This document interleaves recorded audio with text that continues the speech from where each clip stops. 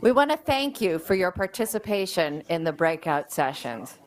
Having the opportunity to go among all of the sessions, I know that the conversations were profound and heartfelt. We hope that you gained insights that will enhance our work together for the sake of Zion. Thank you to all of our Enter facilitators, and they will be introduced. Amanda is going to share with us who all of them were, because I know not all of you met all of them. And now we are going to turn to a moderated panel where our Enter thought leaders will give us a summation and insights from the various group discussions that will help us in our effort to turn those words we shared with each other into actions. Thank you. First of all, we're changing the order. Jews love order. They love disorder, right? We have Seder. Seder is order. Where did you just go? Amanda will do, rather than introductions, and acknowledgement of some of these tremendous people that just led you through a couple of hours of discussion. Amanda? Yes, I am proud to acknowledge our wonderful Enter facilitators. Thank you. Thank you. I will introduce them. We had, in addition to Scott and myself and Alon Friedman, who are the Enter team, we had Moshe Lenzer. Can you wave your hand if you're in the room? He currently wears two hats, one with the I Center and another as the North American representative of the vice chairman of the WZO. So thank you, Moshe. We also have Ruben Berman, Hillel International and its Campus Climate Initiative, Zachary Schaefer, co-founder and VP of Community Engagement at Project Shema. Wave. We had Rabbi Dan Epstein, ordained by Yeshivat Chovevei Torah. He is the Hillel Rabbi at George Washington University. I think he's running to a train. Dr. Yakir Englander, who is sitting right here, a widely respected and in-demand educator. Yakir is National Director of IEC's Gvanim Leadership Program. Thank you, Yakir. He is going to speak again. Barbara Birch, President and CEO of ORT America. Thank you, Barbara. Thank you. There. Stand. The wonderful Rebecca Mandelbaum. She is a skilled facilitator and currently manages a young leadership program for Israel Policy Forum, IPF-ATID. Thank you, Rebecca. Roe Eisenberg, a member of several young leadership boards, including JFNA's National Young Leadership Cabinet. Roe is also a master's student at George Washington University doing fieldwork with our organization, Enter. And Dr. Dana Levinson-Steiner, Director of Access Global, a young leadership program of American Jewish Committee. Anyone else? I think we got it. Thank you so much. If we forgot anyone, we apologize. Thank you, Amanda. My name is Scott Lasensky. Recently, some people I've encountered, they actually forget my name or even what I do, and they're like, you're the peoplehood person, right? They just sort of, so I've got this tattoo on my head, Jewish peoplehood. I live in Washington, D.C. I work for Enter. I work together with Amanda and Alon, and together with Herbert Block and others at the AZM, we've been on this peoplehood journey long before the war began, and it's such a pleasure to arrive at a day after many months of planning, rather than set aside this gathering to refocus it. I will tell you something that you're not going to be surprised to hear. This is the cover of the Jewish Journal. It used to be the Los Angeles Jewish Journal. This is an inside column from David Suissa. Some of you may know him. And the title, if you can't see, How Jewish Peoplehood Made a Comeback. I'm not a stats person. I don't know where Roe is. There are data-driven people, and there are people who consume data. I don't generate data, but if one was to do a word search for major Jewish American publications, sermons, and other metrics of how we communicate in these last 35-odd days, it's remarkable how the word peoplehood, which is a uniquely Jewish American ideology, not a competitor with Zionism, it's a complementary ideology and an identity. It's remarkable how in these 35 days it has just sort of sprung to life. we're going to take a little time to process what came out. I got a lot of whispers in my ear about the 2 sets of breakout sessions, and I'm going to integrate some of the themes that came up in all of your sessions in a moderated conversation, as Shoshana said, with these 3 very generous people. Asking people to do this on a Sunday is never easy, but given the situation, we're very lucky to have them all. And I want to start, if everyone allows me, I want to start with a story. About a dozen people in this room, I see Jason Herman right there. About a dozen of us, including Samantha and Sam, I'll introduce the speakers in just a minute, a bit more extended, but I want to just put this anecdote out there. This is before the war. We have our pre-October 7th Worlds. Here at the JCC Association, actually in Sam's office, a number of us gathered together with Ephraim Mervis. He's the chief rabbi of the UK. He's an amazing teacher and scholar, and we were reflecting on our lives, our Jewish lives in very different societies, because we do live in different societies. And he told the story about Israelis in the UK. And he shocked many of us. Maybe not Sam. When you hear her in a minute, she is herself British. But he shocked many of us and said, out of the 250,000 Jews in the UK, on a good day, we were told, about 70,000 are Israeli. Today, in the world that we live in now, huge segment, but they're not present. And he said, again, this is before the war. So I hate to say it, but I have to take you back. And he told us that, don't be offended, Sam, British Jewry, which has a fairly long set of practices and institutions, and they have a ketzev, they have a tempo of their Jewish lives, they had to stop and reprogram how they function.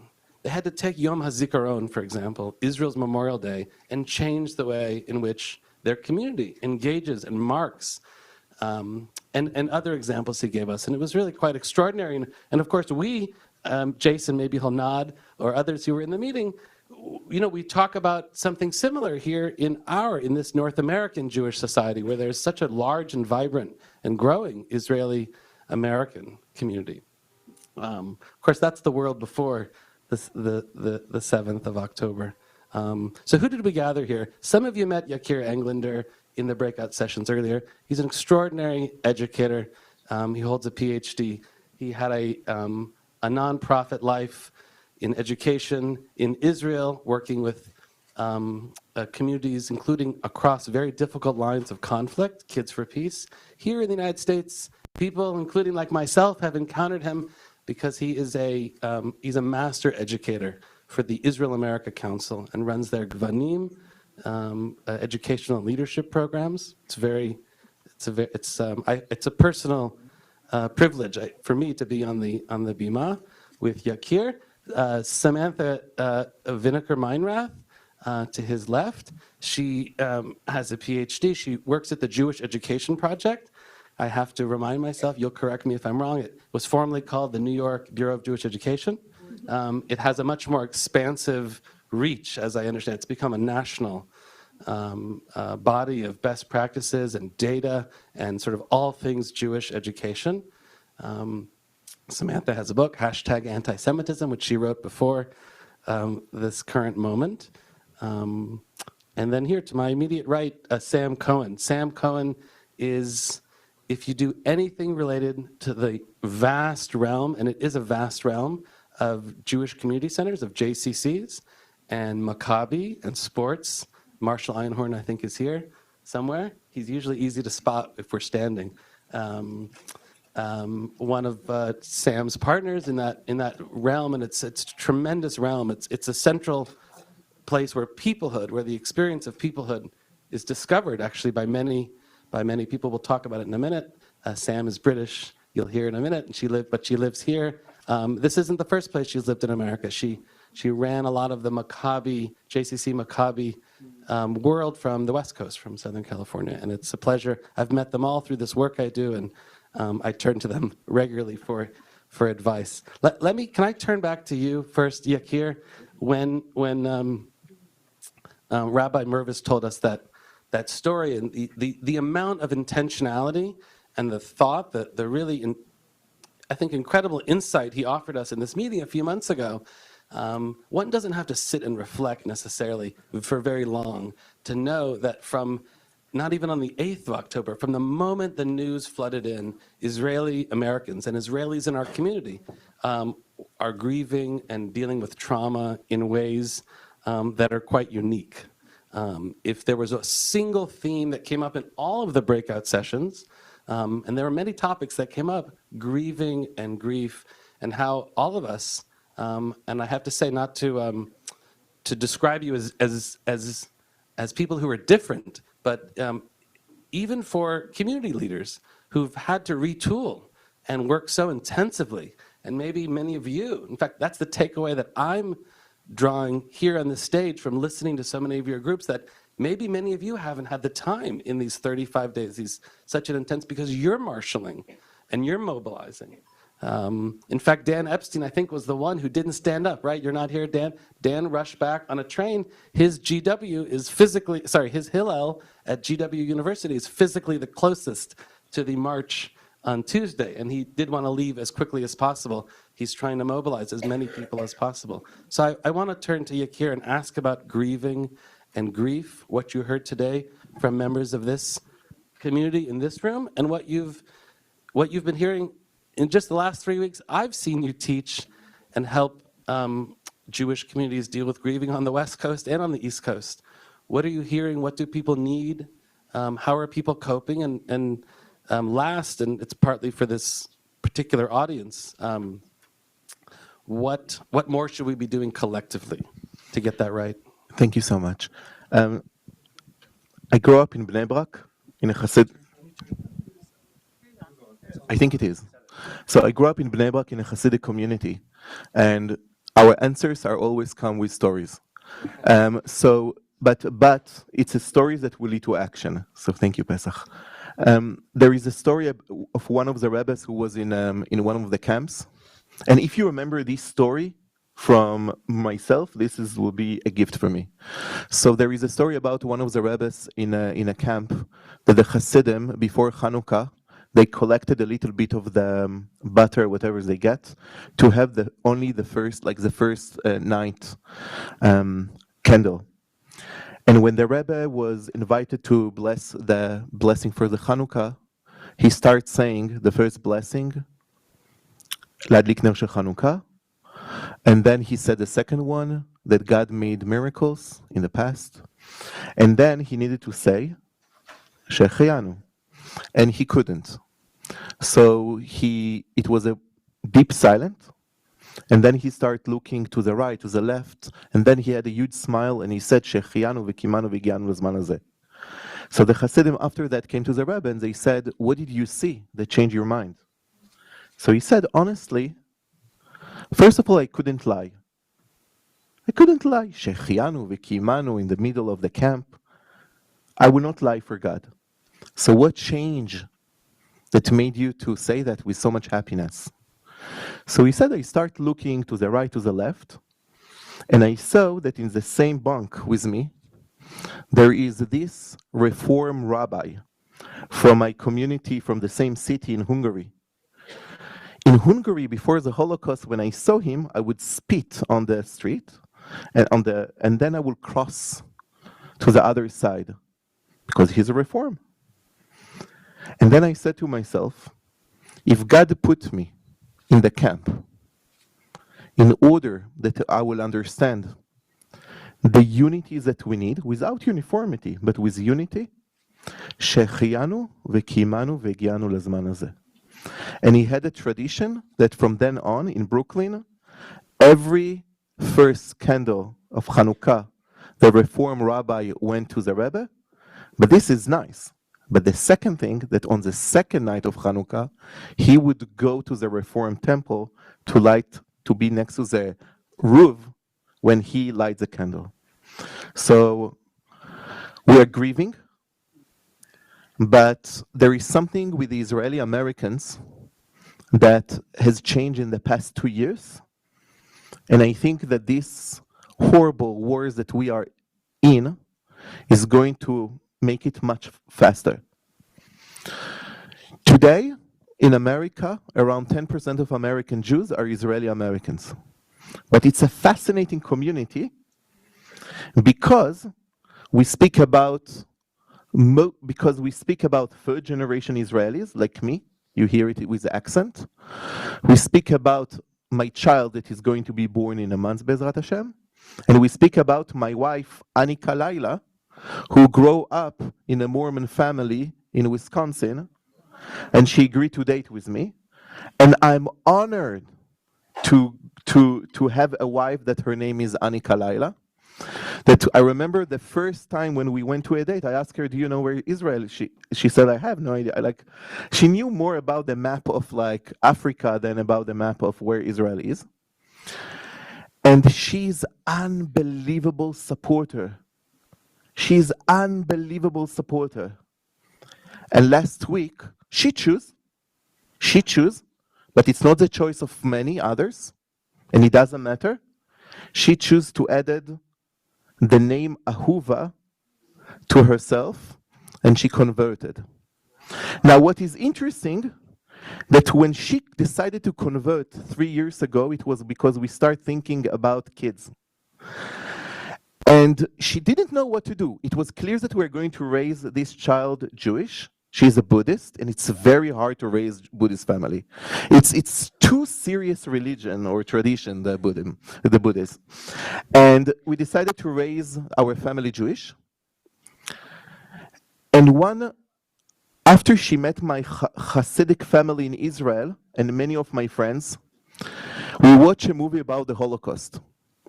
And we saw, it's called Amen. And what you see, you don't see anything like from the hard visions, but what you see is all over the movie, you see train full with Jews, and then empty train.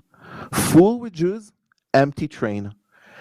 And then after the movie, she came to me a few days after, and she said, Yakir, if I'm going to raise a child with you, I'm going to step forward and go with you on the train. I think I want to join you. And I think that it's not about conversion or not conversion. This is not the interesting question. It's a question who is going to step forward to be with us. Who understands our trauma? This is a question that we are asking now. And for many, many years, I want to say something, and it's going to be hard. Israeli Americans and Israelis in Israel still do not listen to what is your story. We always looking to the east. We don't look to the west. I'm shameful to say that I did my PhD at the Hebrew University in Machshevet Israel. I didn't had one course about American Jewish theology. If you would ask me, a PhD, what is the federation? I had no idea. I'm shameful. And I think this is what changed, and this has already changed in the past 2 years. We want that when we say that today 10% of American Jews are Israeli Americans, we are part of you. We are with you. We are your students. I'm honored that in America we have so many female rabbis. I'm honored. It's an historical event in Jewish history. And I need my child to celebrate that as in one example of so many. I'm honored. I'm honored that today here there are Jews who are LGBTQ and they are proud Jews. I'm honored because you teach us Torat Chaim and you have your Torah. And we know that there are two Talmud, the Babylon Talmud and the Jerusalem Talmud. And as a yeshiva student, you all know which Talmud we study and which we less. And I want that Be'ezrat Hashem, the Jews will study the Torah of everyone. And my responsibility for you, Scott, for your question is to make sure that every Israeli American is going to say, I'm Jewish, Israeli American. I'm Jewish, and I'm part of the Jewish American tribe. And the last thing, action item. Vinomar. And Amen. And Nomar Amen, but the action item, because the Torah, lilmod, lasot, to do. The action item is that we need to make sure two things. One, that every Israeli who come to visit us, we don't take him only, or her, or them, only to Central Park, but we also take them on Shabbos to the liberal synagogue. So they will experience that. So when they come back to Israel, and there is a debate about the Kotel, I don't care what's the solution. I care about how do we deal with the question. And we need to deal with the question differently. And you ask about Yom HaZikaron. One of the gifts of Israel, that we have the ability to grieve and to hold the trauma for everyone. And then 20 minutes later, we celebrate together. And the ability for the families who grieve, and they are with us in the synagogue or in the middle of Tel Aviv, doesn't matter where, to celebrate together, it's because we grieve together before. And this is one of the gifts that I think we need to start learning to do together. Thank you so much. Thank you. B'Shah Tova also.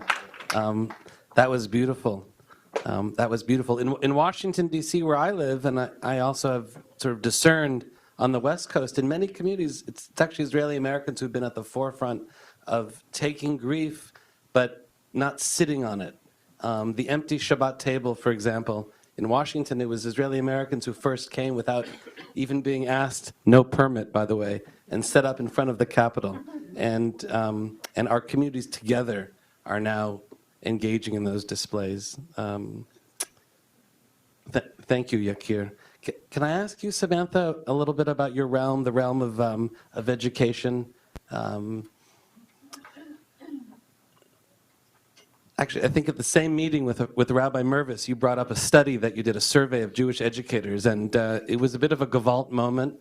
One of the findings of the survey was that teaching belonging, the basic idea that one belongs to the Jewish people, was an assumption, if I understand the findings right. For many years was an assumption, and educators didn't have to teach it. And you said, and Rabbi Mervis agreed, it's a phenomenon in the UK and other Jewish societies as well, one has to teach belonging. And it's something that educators need help to do. In this pivot to the post-October 7th world, you've been talking and writing and teaching about an awakening of Jewish peoplehood. Could you describe that awakening? Could you speak to, you weren't in all the discussion groups earlier, but the tremendous amount of, I would call it concern, perhaps anxiety, in the different discussion groups about younger people, about not just K through 12, but young adults, and how their identity will be shaped by this moment was ever present in so many of the discussions. What is this current peoplehood awakening? Will some of the deficits that you documented through the survey, do you think they're going to linger? And if so, how do we address those moving ahead? So thank you both for the question, and it's such a pleasure truly to be here. Not that anyone is necessarily interested. My first job was at the AZM here in New York. So it's really a pleasure to be in this group today. I view the work of Jewish and Israel education, and I believed this long before October 7th. This is deeply spiritual work that is an honor and a responsibility and a burden and so many different things to do. And the last 5+ weeks, I've been referring to this for myself, and I'll say for many Jewish educators, this is our Megillat Esther moment, where when we are told in Megillat Esther that Esther is nervous to take on the responsibility of advocating and standing up to a hostile world for the Jewish people, she's told, perhaps it is for this moment that you're put into this position. And this is the moment for me and for, again, so many others. This is why I am so blessed to be able to do the work that I do. We are in a moment, as Scott said, of an awakening of Jewish identity and peoplehood. It's very hard to quantify what does it mean to feel connected to the Jewish people. Scott loves my story of why, so I feel like Is this Moscow? Is this this the is my airport? moment to be able to Oh, yeah, share. right. So I am part of the 10% of American Israeli Jews. I have an Israeli father, an American mother. I accidentally married a kibbutznik. I lived for years in Israel, and for many of those years, the cheapest flight between Tel Aviv and New York had this 20-hour layover in Moscow. Many of us, I think, have taken this flight. It's really cold. There's like, it's not a fun airport. But every time you get off the plane in this airport, I 100% guarantee a couple things happen. There's a Chabad rabbi there. Not clear if they're there on a layover or just hanging out there. It doesn't even matter. I would always somehow end up sitting near the Chabad rabbi and having this deep, deep call within me. I need him to know that I'm Jewish and that I'm Israeli and that I'm somehow like we're part of the same group. Not because I actually need him to like watch my stuff while I go find there's no bathroom, but while I go search for this bathroom. And we're never going to see each other again. And I'm wearing like probably pajamas, maybe jeans if it's a really good day. So I don't know exactly what he'll think about me. But I need him to somehow know. So we could share that look of recognition of the nod. We're in this together. We're part of. I'll watch your stuff. You watch my stuff. And I would do what do Israelis do when they like really want someone to know? Pick up my phone, which had no service because it's a layover, and have a fake conversation really, really loudly in Hebrew with my whoever, my dad, my husband, just like fake talking to someone until the look happened and we nodded and then we wouldn't speak. There's no reason for us to actually talk, but there's a recognition and an acknowledgement. We're a we and we're in this together. And nobody ever taught me how to do that because it's an absolutely insane thing to admit to a group of people that I do on a semi-regular basis. But there are nods because you feel it with me. It's not instinctive for so many of our young people today to say, I really want that person to know that I'm Jewish and somehow it matters to me. Until now, when there are so many who are now saying, it matters to me that people know. And I don't necessarily know why. And I'm not fully even comfortable with it because to acknowledge and claim my Jewishness publicly right now is to be vulnerable and is to be open and is to allow in questions or comments that I'm probably not well equipped to deal with at this moment because nobody ever really talked to me about this. I get to work with an amazing group of educators and learners of every age and stage, and we get to ask the question, when are you supposed to talk about Israel? My answer, I'm a very unhelpful educator, is usually yesterday.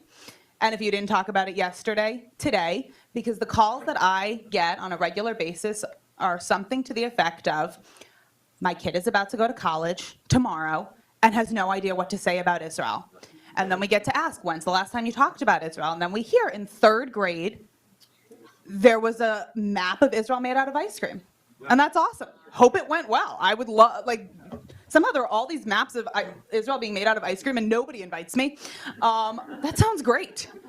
But if the last conversation that we had was in third grade, and then there's a sense that they're going to be encountering something really scary, I totally understand why up until 6 weeks ago, it's really easy to not claim that we and to say, I have no idea what they're talking about. People seem really angry. I'm playing ultimate frisbee or I'm pre-med or I'm in a fraternity. I'm really busy and I love being Jewish. I care about being Jewish. It's a value add in my life and that's enough. Okay, do I have to cut off too? Well, no. I just want to tell you, you've been talking and writing in so many outlets about this awakening, but I know you've also been talking about how it's taking place against the backdrop of a surge in anti-Semitism. So how do you, I'll put you in the role of doing, because you do a lot of wholesale work, not retail work. Sure. How do you empower educators to teach Jewish belonging and to teach about Zionism and about peoplehood at a moment when, I have my prop, when some people won't wear a hat like this is my prop, Thank You Alone. He found it at our hotel, and I almost left it in the gym in California. This is my prop. Not everybody wants to wear a hat that has Hebrew letters. How are you teaching this? How are you empowering educators at a time when anti-Semitism is surging? So first, there's a reckoning that has to happen with anti-Semitism and with the realities of anti-Semitism.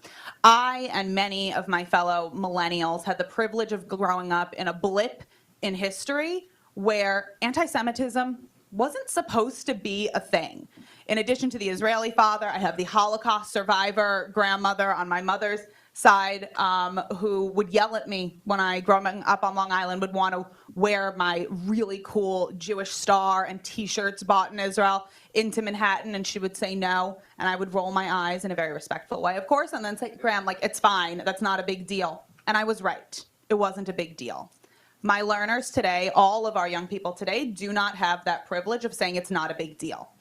Every one of us is making our Jewish choices against the backdrop of rising anti-Semitism. And there are certain choices that we make that the Jewish community applauds, and there are certain ones that the Jewish community decries. What's the example? There is someone out there, probably someone in this room, but no one has to raise their hand, who in the last 6 weeks has said, just as proud of being Jewish. Love it. Love Israel. Heartbroken. I'm unhinged as a person because of all of the pain that I'm experiencing. And the world looks really scary right now. So if I wear a Jewish star, I'm still going to wear it, but I'm going to tuck it into my shirt when I'm on the subway or in certain public spaces. Or if I wear a kippah, like baseball caps are awesome, or whatever, insert physical marker of Jewish identity. Here I find a way to cover it. And that feels like a really sad loss to say that someone doesn't want to be visibly Jewish. But it's a very reasonable reaction right now to say, I am genuinely scared. And then there is someone else who has never publicly worn anything that would mark them as Jewish, who is going out and saying, I'm going to go buy Jewish star the size of a hubcap.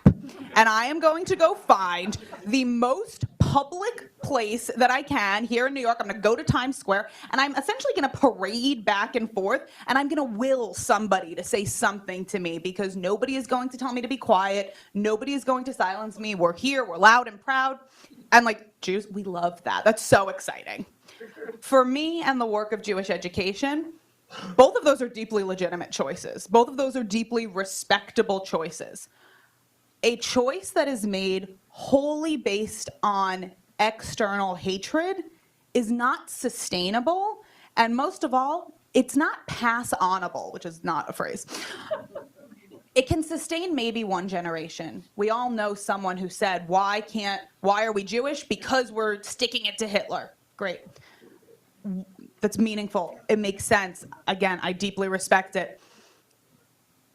By that next generation, when you're calling me to say, my child doesn't want to go do Jewish things, if the only reason that their Judaism was taught to them was because either we're proud and we're loud because people don't like us, or we're quiet because people don't like us, it's not enough.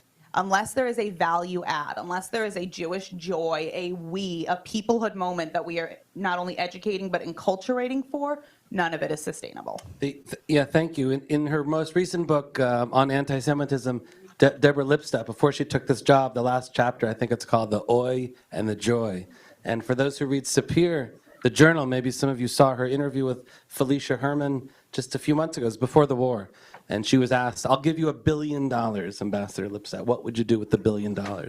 And the Sapir people actually edited the interview rather cleverly, and they caught Deborah. She was about to deploy the money, and then she caught herself, and she said, I'd put most of it into what Samantha just described, into Jewish identity, into teaching Jewish belonging and Jewish life.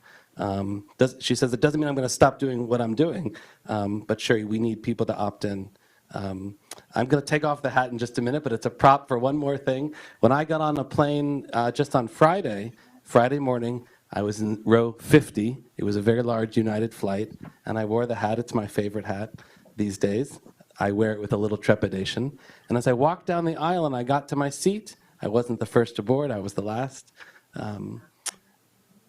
The young person in the seat next to me looked up at me and she said, are you going to the rally? And I was so pleased. The trepidation turned into another peoplehood moment. And then I'll take the hat off. I sat down, and we had a 4.5-hour flight. And the first thing she told me, I want to turn to Sam Cohen in just a minute. The first thing she told me is last Saturday, she lives in Washington, D.C., that she was afraid to leave her apartment.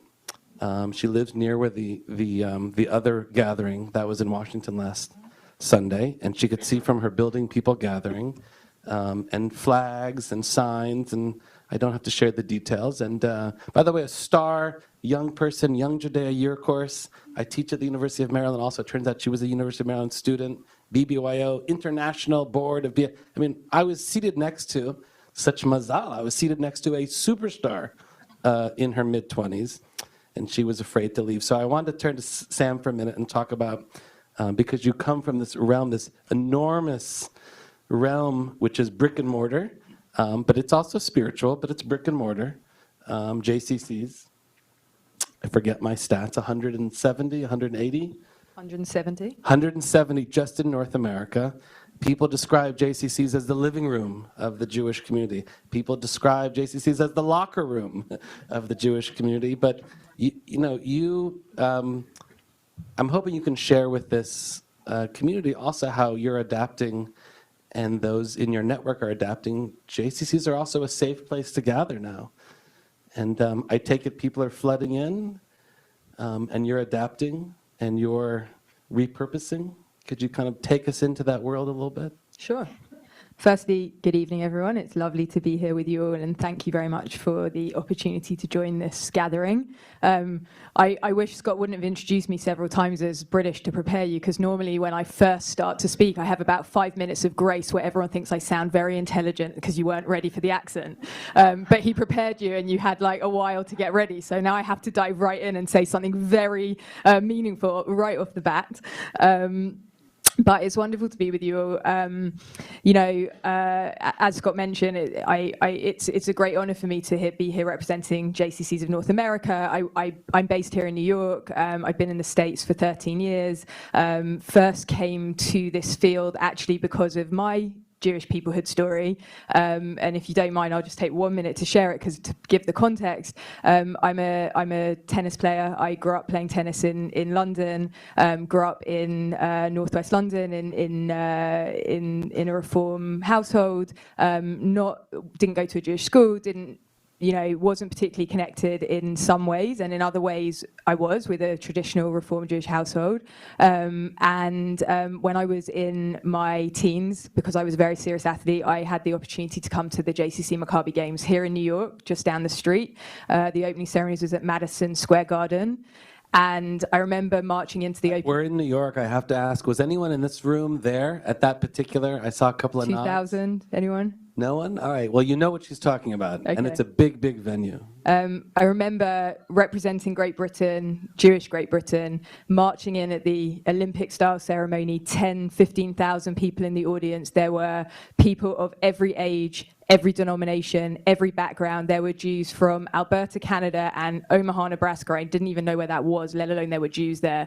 There were Jewish athletes from Mexico and Israel and Great Britain and Australia and everywhere you can think of. And I had my Jewish awakening. I looked around and I was wowed. And I felt that sense of belonging. And I think you can teach belonging in many ways. I'm a big believer in the experiential way of teaching belonging. I think many of us probably have stories if we mapped out our Jewish journeys and mapped out the Jewish journeys, not just of those surrounding us who are super engaged, like everyone in this room, but also just of the average person that in the last 5 weeks has expressed to you a deep connection, despair, grief, empathy, wanting the desire to do something, to stand up and be counted. I actually think that when you trace back many of those people's Jewish journeys, somewhere along the way they had an awakening moment of their own, a Jewish peoplehood experience, whether they're Israeli or whether they're a North American Jew. for many, for those of us that are super engaged, we've probably had many of those, and they've been layered along our way, those different experiences. But I certainly had it when I was 15, and it was because of that experience that several years later I ended up here in the JCC field. You said at the opening of the Haifa Yes. Games this summer, I don't know if some of you were there, I know Alon Friedman was there, you said you walked in as a British tennis player, but you walked out of Madison Square Garden as... A proud Jewish athlete. Absolutely. What's happening at these 177 Yeah. campuses in So- the last 35 days? So, it's really interesting in times of crises, it's particularly in what we all do, there's this inherent push-pull between responding to crises and responding to the moment that we're in and adapting, and at the same time figuring out how to continue with, I don't want to say business as usual, but with very important work that is going on that it will matter in the long term and matter for the future. In this case, the future, I really believe the future of the Jewish people. So what I'll share with you is the following. What we've seen in JCCs over this period of time is, and I'm very interested in this, which is for many, many years we've been talking about the Jews of North America, the Jews of the diaspora, no longer care so much about brick and mortar. Like we don't care where we go. We're not that interested in stepping into a building. But actually during this time, what we've seen is that our JCCs, our campuses, the 170 across the nation, across North America, have become safe havens, safe spaces, places that already had very strong relationships with their local law enforcement and other institutions across the country, already had physical spaces that had security infrastructure. And our JCCs took extra measures on day one of the crisis to bolster that security infrastructure. And what we've seen is that they've become places where, through collaboration and cooperation in the community, all of our communities from Asheville to Alberta, from Los Angeles to London, Ontario, have been, many of them, hosting community gatherings of small and large sizes, vigils, rallies, solidarity, Shabbat tables, Shabbats, educational seminars, gatherings, whether they're interfaith gatherings or gatherings for the community. And as at a time where we have this inherent push-pull between this awakening of people wanting to be in community. Hands up here if someone in your circle has said to you, and it maybe surprised you in the last 5 weeks, I just want to be with my people. Like, I just want to be together. Because I can tell you with my friends, and I'm not talking about my Jewish communal professional friends, I'm talking about my friends that like really don't do much Jewish all year round. Every single one of them said and acted upon it, I want to be in community, I want to be with my people. So on the one hand, the awakening is real. And on the other hand, who here has heard someone say, I can't believe the anti-Semitism I'm seeing, it's really scary. Like I'm not sure how I feel. Like I feel unsafe, I feel whatever that means psychologically, physically. So if we need to marry those two, we need safe spaces for that awakening to happen. And I think that's one of the things we've seen our JCCs opening up their doors to partner organizations, to collaborating with across the community, to adding programs to meet the demand of the awakening, and at the same time creating safe spaces to gather. So that's the one. The other thing I just want to share is I want to pick up on some things that have been talked about today around the American-Israeli community. Both the ones that were already in our communities, right? They're already integrated. They're part of the community, even more and more so year in year. And the ones who are trickling in. And those who are trickling in. And in the conversations I've had, I've spoken to maybe 20 CEOs of JCCs just this week, because we've actually, as a leadership team, been calling all 170 execs this week just to check in on them and see what's going on. And the 20 calls I had, with really people I spoke with my friend Ashley, the CEO of the Asheville, North Carolina JCC. And I also spoke with my friend, the CEO of the Toronto JCC, two very different sized types communities.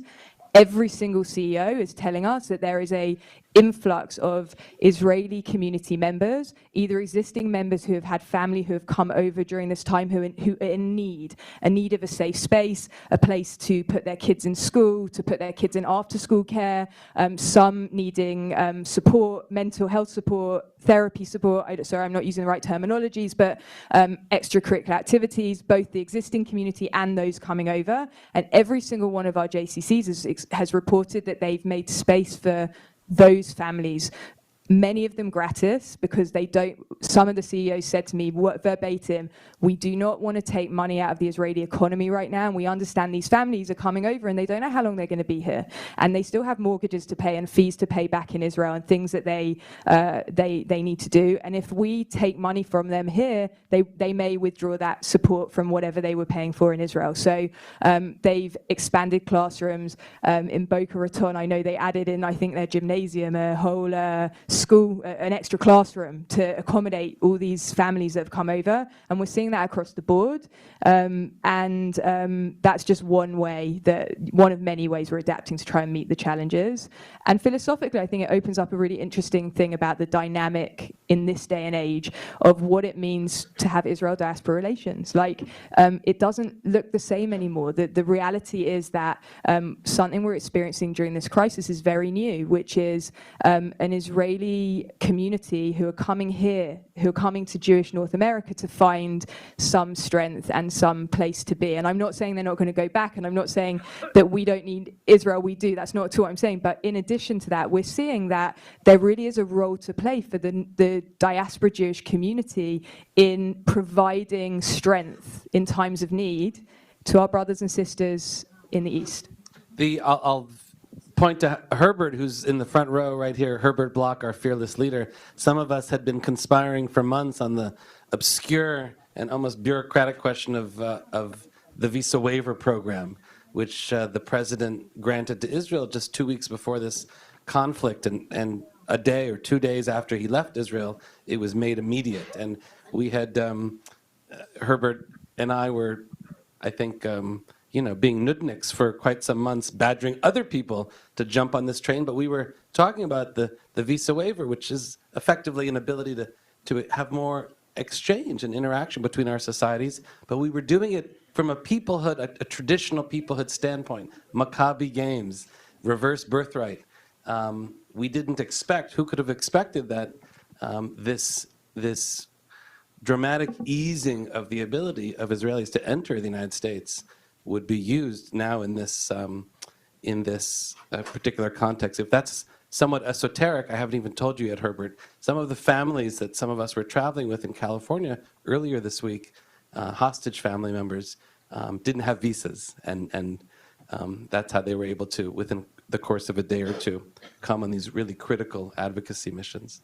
I wanted to ask the three of you, with your permission, if we could have a sort of a final round and just a word or two about something that gives you hope.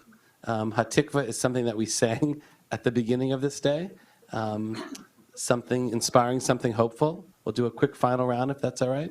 Very quick, I promise, to Shoshana. And I'll offer I want to offer a word of hope.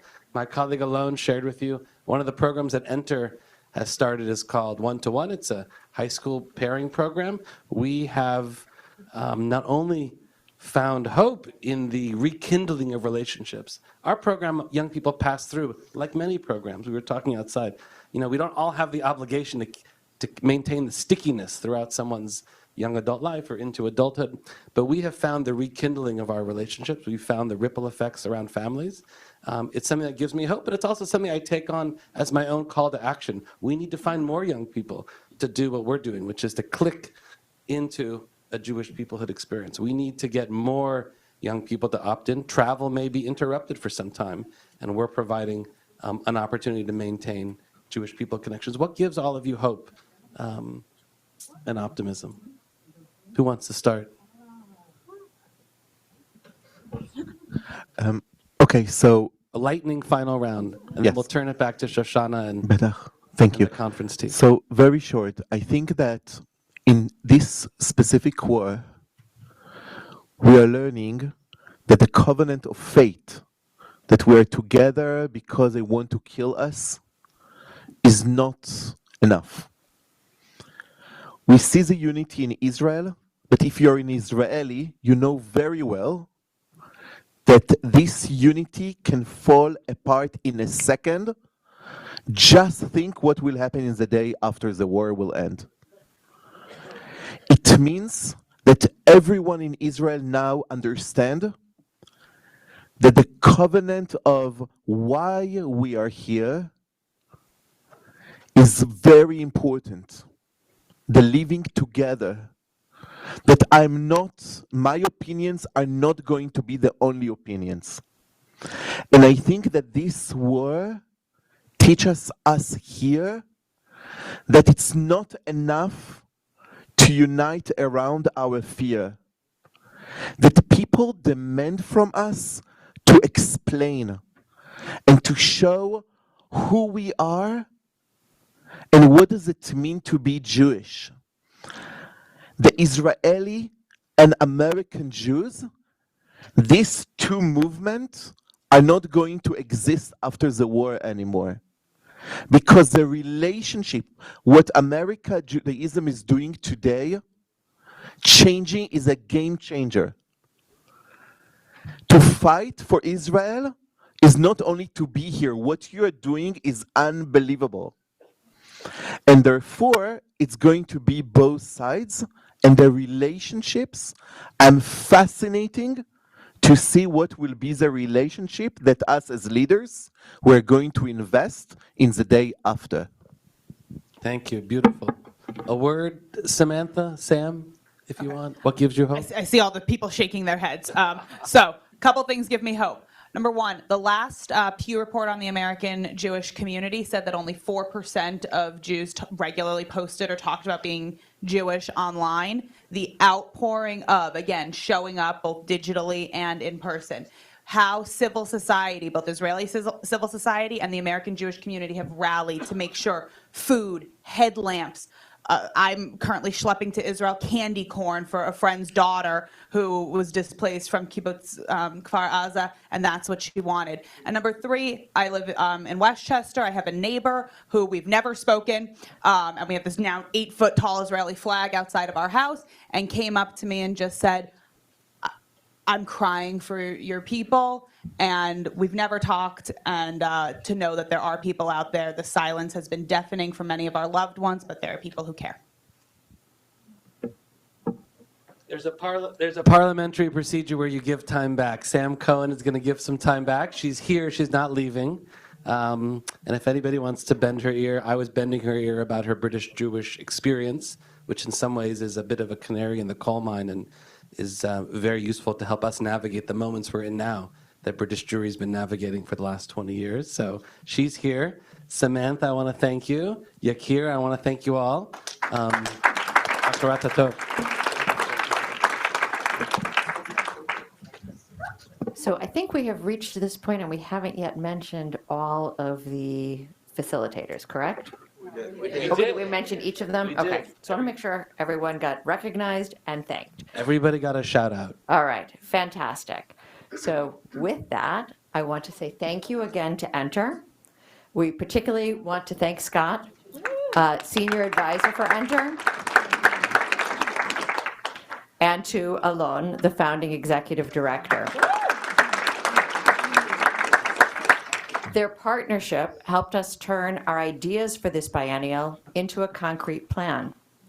And Scott in particular then worked very closely with us to change the plan in response to October 7th and its aftermath, while still holding true to our original goals. We are grateful for his patient guidance and his willingness to trade about 1,000 emails to make today possible. I want to acknowledge the fraught times we are in have really been brought into stark relief by the number of notes, phone messages that I have received today in the last 24 hours of recent losses, as well as of students being attacked and beaten during the course of today, connected to people and organizations represented here. My apologies, I'm not going to mention all of them. I can just say that my heart breaks for each one that has been shared with me over the course of the day, even as being here together keeps acting to bind that wound. With that, we now have the logistics related to what is going to happen next, which includes what I hope will be some things that will help heal us a little bit together. So we are going to have a short break while we set up. So we're going to ask you to move out of this main room quickly when I'm done, because they do need to come in here to set up the dinner. Please try to give respectful space to those who are doing the cleanup after us and trying to get our tribute reception ready. There is coffee in the hallway. Please remember your name tags. You need them tonight and you need them tomorrow. Outside of this, in the hallway, there is a Stars for Israel project. I prefer you not to think of it as optional. Herbert is going to be taking these stars with him as messages from the AZM Biennial to the WZO. We're also going to be taking pictures of them so we can look into creating a banner or some other more permanent representation. We want him to have 150 stars, not 15. So to do that, we need each of you over the course of the evening and during this break time and tomorrow morning to write a message on one of the stars so he can take that message and they will know what is in our hearts. Our tribute reception and dinner begin at 6:30. Our program will then begin at 7. Listen closely, we're not going to say it again later. Breakfast starts at 8 a.m. Free seating, sit with your friends. The first plenary will begin at 9 a.m. promptly. Now, 2 more things. There's been some question about actions that we can take. The arc of the program is to lead toward some action information, in particular with respect to messaging and social media tomorrow. So no, we're not finished tonight. Tomorrow we still have program. This will lead to conversation about the kind of action we can do. But we also know that you're interested in posting on social media either the star that you make to send your message or pictures that you've taken today. Please, when you do so, post and tag AZM. Use the tag Zionism Together. But also keep a thought, unfortunately, to safety. Please don't use location tags or identify where we are until tomorrow afternoon. Today also happens to be a day of women's action in Israel. With that in mind, we're going to ask everyone who wants to participate, but in particular all the women here, to join us at the AZM sign out in the hallway so that we can take a picture, which we will then eventually post in solidarity with that action that is happening in Israel today. So please, women in particular, but everyone who wants to support, join us immediately. And everyone, please do the stars during your break time. We'll see you here at 6:30. Having a Marav minion out here to the right. Marav Minion out there to the right, my left.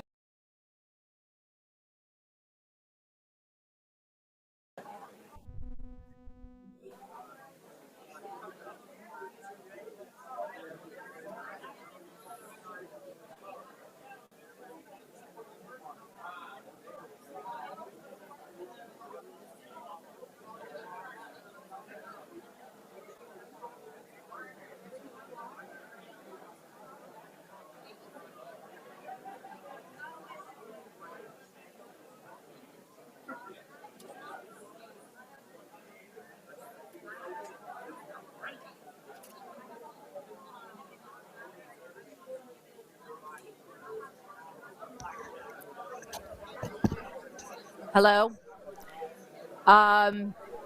We're about to start the program. I hope everybody's gotten something to eat.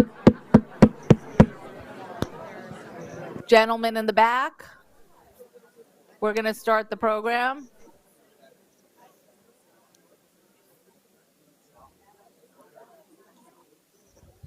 Shoshana.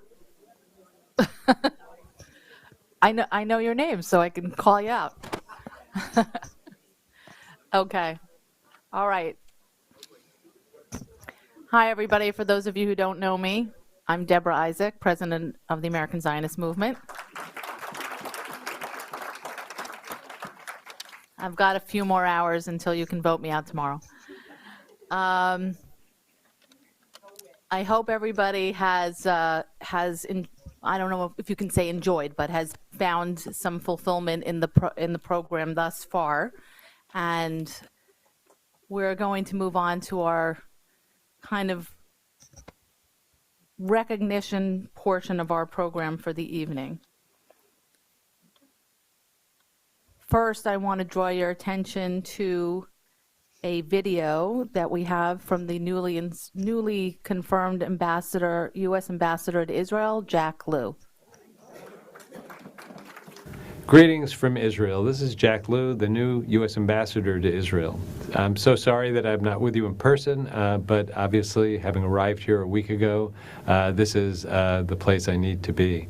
It's a pleasure to be with the American Zionist Movement Assembly through this video.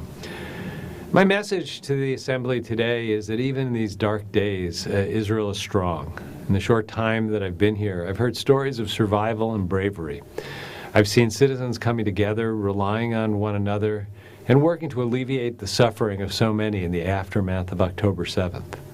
The horrific events of October 7th also deeply affected many Americans. Dozens were brutally killed and injured, some were taken hostage, and some are serving in the front lines of the Israeli Defense Forces. And of course, so many of us have friends and family directly affected by this crisis.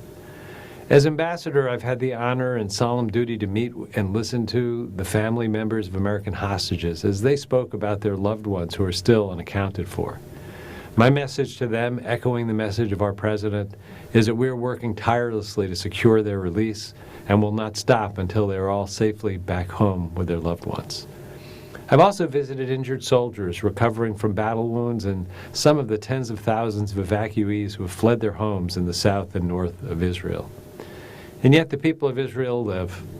Am Yisrael Chai. Israel is strong because of its people, its values, and its humanity. Yes, these are solemn times, but also a time for resilience, fortitude, and strength. America stands with the people of Israel and will continue to do so. And while it might be dark today, all of us are working together for a brighter future. Now more than ever, I also want to thank you for all the work that you do to strengthen ties between the United States and Israel. I had the honor of being able to visit Hadassah and Kerem Hospital, one of your organizations, and seeing some of that work firsthand through the amazing healthcare workers there. Your work is truly vital to our efforts. Well, I'm sorry I can't be with you at the Assembly today. I send my best wishes from Israel to all of you for a successful and meaningful conference.